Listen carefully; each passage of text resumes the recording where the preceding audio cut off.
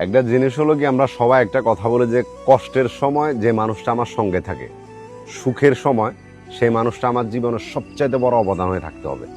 কিন্তু যদি আপনার সাথে যদি এমনটা হয় যে মানুষটা কষ্টের সময় আপনার জীবনে ছিল এবং সুখের সময় সে আপনাকে ছেড়ে দিল, তখন আপনি কি করবেন?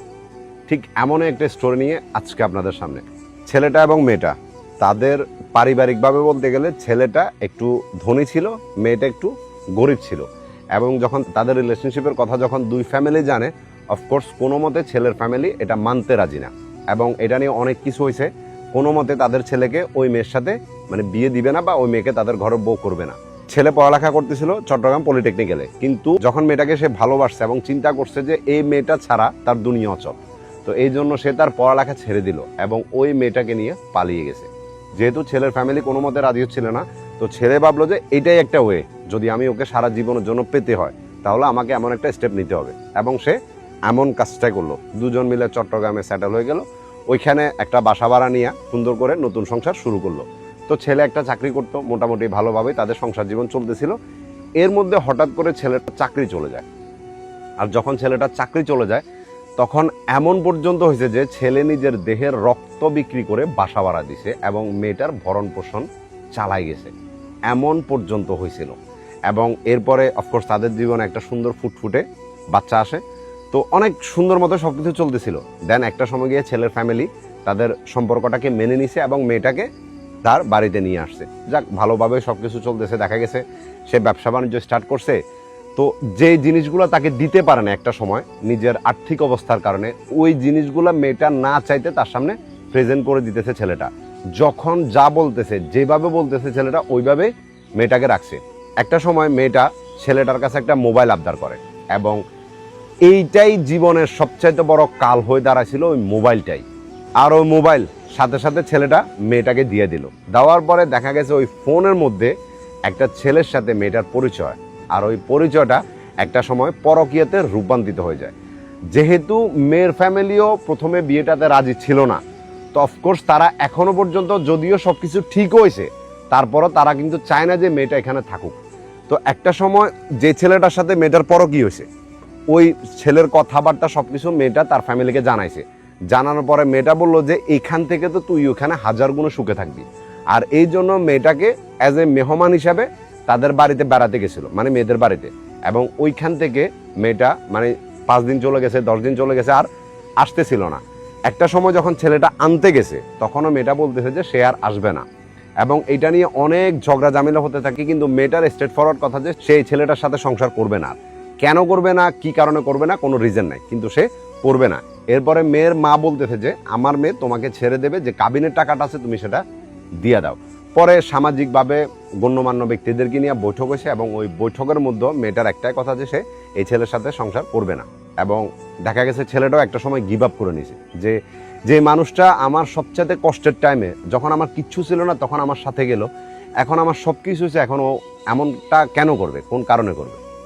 তো সেও কি করছে, মেয়েটাকে ডিভোর্স দিয়ে দিছে। বুঝতেছেন? ছেলেটা অনেক কান্না করতেছিল, বলতেছে যে আসলে ওরে ছাড়া যে আমার জীবন কাটবে কখনো, বা ও বিহীন আমি জীবন কাটাবো, এটা কখনো চিন্তা পর্যন্ত করিনি। ও আমার এত ভালোবাসা দিছে, বা আমার সাথে এত ভালোভাবে থাকতো, বা আমি ওর জন্য যা করছি, এটা যদি আমি আপনাদেরকে এক্সপ্লেন করতে যাই, হয়তো এটা কখনো ভাষায় প্রকাশ করার মতো না। আমরা এমনও দিন কাটাইছি যে না খেয়ে আমরা ছিলাম, না খেয়ে আমরা রাত কাটাইছি, ঘুমাইছি, এরকম দিনে পর্যন্ত আমার সাথে ছিল। কিন্তু কি এমন হয়ে গেছে যে একটা ছেলে আসছে, এবং হয়তো ওই ছেলেটা তাকে কি এমন স্বপ্ন দেখাইছে, যে স্বপ্নটা আমি দেখছিলাম হয়তো তার কাছে এটা ছোট হয়ে গেছে।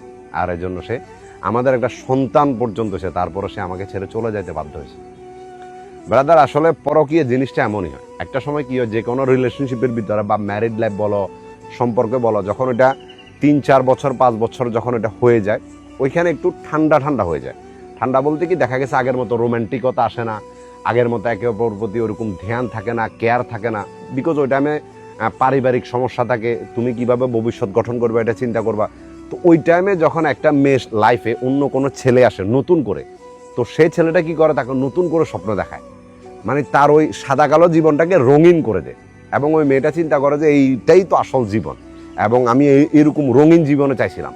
কিন্তু এইটা সে ভুলে যায় যে এমন তো আমার হাজব্যান্ডের সাথে বা আমার বয়ফ্রেন্ডের সাথেও ছিল রঙিন, কিন্তু সময়ের সাথে সাথে ওইটা হয়তো এমন হয়ে গেছে, কিন্তু পরবর্তীতে আবার ঠিক হবে। কিন্তু কিছু মেয়ে এটা বুঝে না, এবং ওই যে একটা ছেলে তার মানে প্রশংসা করতেছে, একটা ছেলে তাকে নতুন করে স্বপ্ন দেখাইতেছে, ওই জিনিসটা সে ভাবে যে সত্য, এবং এইটা ভেবে তারা পরকীয়াতে লিপ্ত হয়ে যায়। আর যখন পরকীয়াতে লিপ্ত হয়ে যায়, তখন এমনও আমি মেয়ে দেখছি যে বাবার চোখের সামনে, নিজের হাজবেন্ডের চোখের সামনে চোখ রেখে বলতেছে যে আমি তোদের সাথে থাকবো না, আমি ওই ছেলের কাছে যাব, বিকজ এমন বিশ্বাস তাদের চলে আসে। কিন্তু আসল দুনিয়া বা আসল জীবন তখন বুঝতে পারবে যখন ওই ছেলেটার কাছে যাবে। বেশি না, 4-5 মাস পরে বুঝবে যে আমি তো জান্নাত থেকে বেরিয়ে জাহান্নামে পা রাখছি, যেটা আমাকে কিছুদিন পর্যন্ত জান্নাতের স্বপ্ন দেখাইছিল, কিন্তু এটা তো জাহান্নামের থেকে অখরস্থান। এটা আমি এখন বুঝতে পারছি, আর তখন বুঝেও কোনো লাভ হয় না।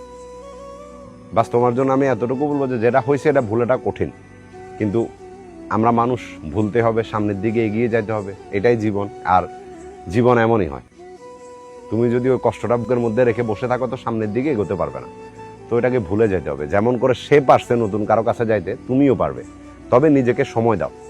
কোনো রাগের মাথায় ভুল কোনো সিদ্ধান্ত আবার নিও না। নিজের ফ্যামিলিকে বলো আমি এখন যেভাবে ব্যবসা বাণিজ্য করতেছি ওটাকে এস্টাবলিশ করে দেন, আপনারা দেখার পর আমি আপনাদের পছন্দ করা মেয়েকেই বিয়ে করে ভালো থাকতে চাই বা জীবন কাটাতে চাই। হয়তো আগের মতো সুখে থাকতে পারবো না, আগের মতো মনের মানুষটাকে পাবো না, কিন্তু বাঁচতে তো পারবো।